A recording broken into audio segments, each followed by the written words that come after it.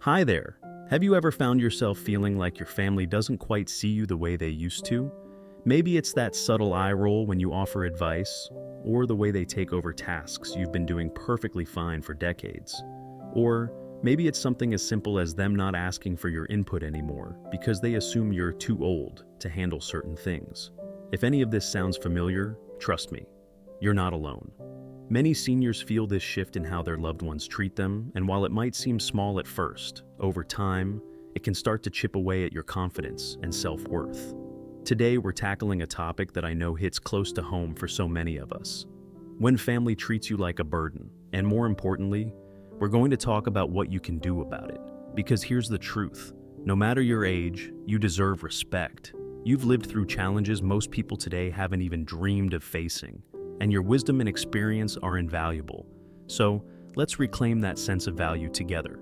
In this video, we'll go over 6 powerful strategies to help you regain respect from your family and remind them just how much you bring to the table. But before we dive in, if you're new here, welcome. This channel is all about helping seniors live happier, healthier, and more fulfilling lives. If you find this content helpful, don't forget to give this video a thumbs up, subscribe to the channel, and hit that bell icon so you never miss an update. Now, let's get started. The first thing we need to address is communication. It's amazing how often misunderstandings happen simply because we haven't said what we really mean. Think about it. How many times have you bitten your tongue instead of speaking up when someone made you feel undervalued? Maybe you didn't want to rock the boat, or maybe you thought, oh, they didn't mean anything by it. But here's the thing. Silence only reinforces the behavior. If no one knows how you feel, nothing changes. So, strategy number 1 is this. Communicate clearly and assertively. Let me tell you a quick story. A friend of mine, Margaret, noticed her adult children were always rushing around her house during visits, taking charge of everything, from cooking meals to organizing her bills. At first, she appreciated the help, but after a while, she started to feel pushed aside, like she wasn't capable anymore. Finally, she decided to sit down with her kids and say something. She told them, I love having you here, but I also want to stay involved in my own life. Can we work together instead of you doing everything for me? Her kids were surprised. They had no idea she felt that way. But once they understood, they adjusted their approach. Margaret felt respected again, and her relationship with her kids grew stronger than ever. Now, I know some of you might be thinking, that sounds great, but what if I'm not good at confrontation? Here's the key. Being assertive doesn't mean being aggressive. It means calmly and respectfully expressing your feelings. For example, instead of saying, you never listen to me, try framing it as, I'd really appreciate it if we could discuss this together. Small shifts in how you phrase things can make a big difference. Moving on to strategy number 2, set boundaries. Boundaries are essential for maintaining independence and mutual respect in any relationship, especially within families. Without clear boundaries, it's easy for others to unintentionally overstep, leaving you feeling frustrated or disrespected. The trick is to set these boundaries early and stick to them consistently. Let me explain what I mean. Imagine your grandson drops by unannounced every Sunday afternoon. At first, it's sweet. He brings cookies, chats for a bit, and helps out around the house. But over time, those visits start to feel less like a treat and more like an obligation. You begin dreading Sundays because you never know when he'll show up or how long he'll stay. Does this sound familiar? Instead of letting resentment build, consider setting a boundary. You could say something like, I love seeing you, but Sundays are usually my quiet day. How about we plan our visits for Saturday mornings instead? By setting this boundary, you're showing your grandson that you value his company while also asserting your need for personal space. And here's the beautiful part about boundaries. They benefit everyone involved. When you communicate your needs clearly, it gives others permission to do the same. Over time, this creates healthier and more balanced relationships where everyone feels heard and respected. Before we move on to the next strategy, I want to pause for a moment and check in with you. Have you ever struggled to speak up or set boundaries with your family? If so, drop a comment below. I'd love to hear your thoughts. Sharing your experiences can inspire others who might be going through the same thing. And if you're finding this conversation helpful, please give this video a thumbs up and share it with someone who might need to hear it too.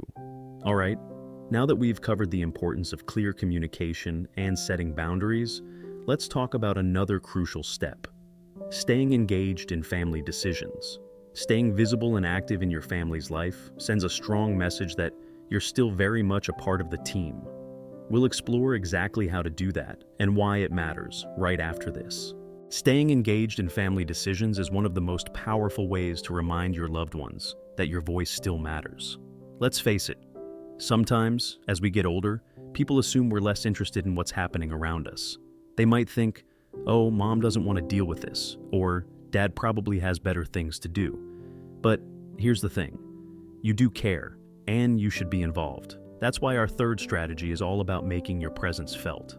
Think about it like this: when was the last time someone asked for your opinion on a big decision? Maybe it was planning a family vacation, deciding where to host Thanksgiving dinner, or even choosing a new car. If you've noticed fewer invitations to weigh in on these kinds of discussions, it's time to step back into the mix. Start by asking questions. For example, if your daughter mentions she's thinking about switching jobs, say something like, "That sounds exciting. Have you thought about how the commute would work?" Or, if your grandkids are debating which college to apply to, chime in with advice based on your own experiences. These small moments matter because they show your family that you're not just a passive observer, you're an active participant in their lives.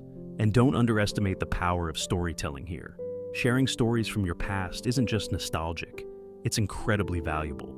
Your life experiences can offer perspective and guidance that younger generations often lack.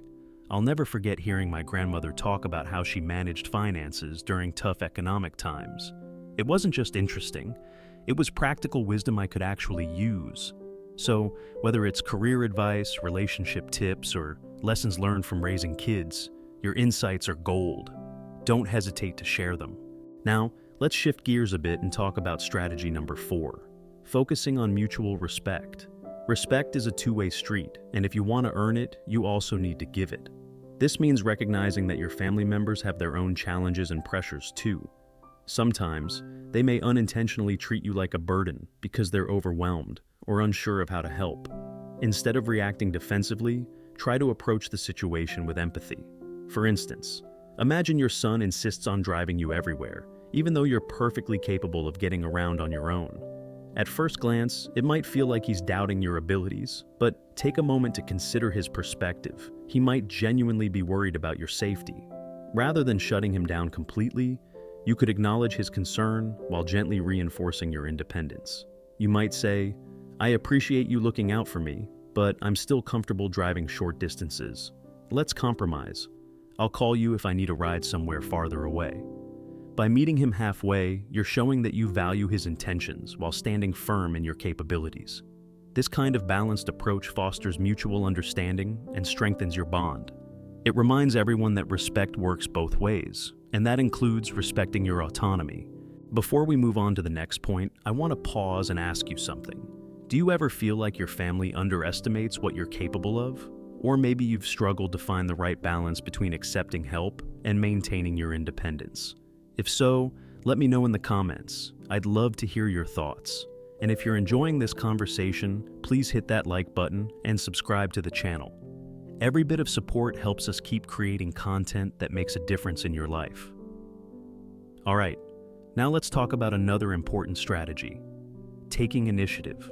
When you wait for others to include you, it's easy to slip into the background. But when you take charge, you send a clear message that you're still fully engaged in life. Let's break down exactly how to do that. Our fifth strategy is all about staying proactive and visible. One of the best ways to combat being treated like a burden is to stay busy and involved, not just within your family, but in your community, hobbies, and personal interests. When you're actively pursuing passions or contributing to something bigger than yourself, it naturally shifts how others perceive you. Suddenly, you're not just grandma or dad. You're someone with purpose and drive. Here's an example. A neighbor of mine named Helen joined a local book club after retiring. Not only did it keep her mind sharp and introduce her to new friends, but it also gave her kids and grandkids something exciting to talk about when they visited. They'd ask her about the latest book she was reading or the fascinating conversations she'd had at meetings. Over time, they started seeing her as more than just their mom or grandma. They saw her as a vibrant, curious person with a rich inner world. You don't have to join a book club if that's not your thing, of course.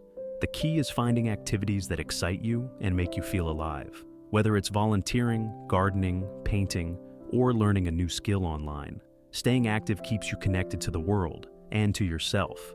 Plus, it gives your family a reason to celebrate your achievements instead of focusing on limitations.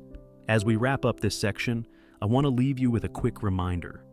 Reclaiming respect isn't about proving anything to anyone. It's about honoring who you are and ensuring that your relationships reflect the incredible value you bring to the table. We've covered some powerful strategies so far. Communicating assertively, setting boundaries, staying engaged, practicing mutual respect, and taking initiative. There's just one more piece of the puzzle left, and it ties everything together beautifully. Let's dive into that next. The final strategy we're going to talk about is perhaps the most transformative one of all: embracing self-respect. Here's the truth. How others treat you often starts with how you treat yourself. If you carry yourself with confidence, dignity, and a sense of purpose, it sets the tone for how the people around you see you. Think about it this way. When you walk into a room, do you hold your head high or do you shrink into the background? The energy you project has a ripple effect on those around you. Let me share a story that really drives this point home. A few years ago, I met a woman named Ruth at a community event. She was in her late 70s, sharp as a tack, and had this incredible presence about her. When she spoke, people listened, not because she demanded attention, but because she exuded quiet strength and wisdom. Afterward, I asked her how she managed to command such respect from everyone, including her family. Her answer was simple. I stopped waiting for other people to give me respect. I started giving it to myself first. Ruth explained that she made a conscious decision to prioritize her own happiness and well-being. She took pride in her appearance, stayed active in her community, and refused to let anyone dismiss her opinions. But here's the kicker. It wasn't just about external actions like dressing well or staying busy. It was about how she felt inside. She reminded herself daily that she mattered, that her voice was important, and that her life still had meaning. And guess what? Her family picked up on that energy. They began treating her less like someone who needed constant care, and more like the strong, capable woman she truly was. So, how can you start embracing self-respect? It begins with small, intentional choices. Maybe it's standing a little taller when you walk into a room. Maybe it's saying no to something that doesn't align with your values or priorities. Or maybe it's simply taking a moment each day to remind yourself of all the amazing things you've accomplished in your lifetime. You've earned the right to be proud of who you are. Don't forget that. Now, before we wrap things up, let's take a step back and reflect on everything we've covered today. We talked about 6 strategies to help you regain respect when family treats you like a burden. Communicating clearly and assertively, setting boundaries, staying engaged in family decisions, fostering mutual respect, taking initiative, and embracing self-respect. Each of these steps builds on the others, creating a foundation for healthier, more fulfilling relationships. And remember, change doesn't happen overnight. Be patient with yourself and with your loved ones as you work through these strategies. Over time, you'll notice a shift not just in how they treat you, but in how you feel about yourself. As we close out this video, I want to leave you with a thought that I hope will stay with you long after you've clicked away. No matter where you are in life, your worth isn't defined by your age, your abilities, or even how others perceive you. Your worth is inherent, it's part of who you are, and nothing can take that away from you. So, whether you're dealing with difficult family dynamics or simply looking for ways to live your best life, know this: you are valuable, you are respected, and you deserve to be treated with love and dignity every single day. If this conversation resonated with you, I'd love to hear your thoughts. Drop a comment below and let me know which strategy stood out to you the most, or share your own experiences with reclaiming respect. Your stories might inspire someone else who's facing similar challenges. And if you found this video helpful, please give it a thumbs up, subscribe to the channel, and hit that bell icon so you don't miss future content. This channel is all about empowering seniors to live happier, healthier, and more fulfilling lives, and your support helps us keep doing just that. Thank you so much for spending this time with me today. Remember, no matter what challenges come your way, you have the power to shape your relationships and your life in meaningful ways. Keep standing tall, speaking up, and showing the world just how incredible you are. Until next time, take care of yourself and each other.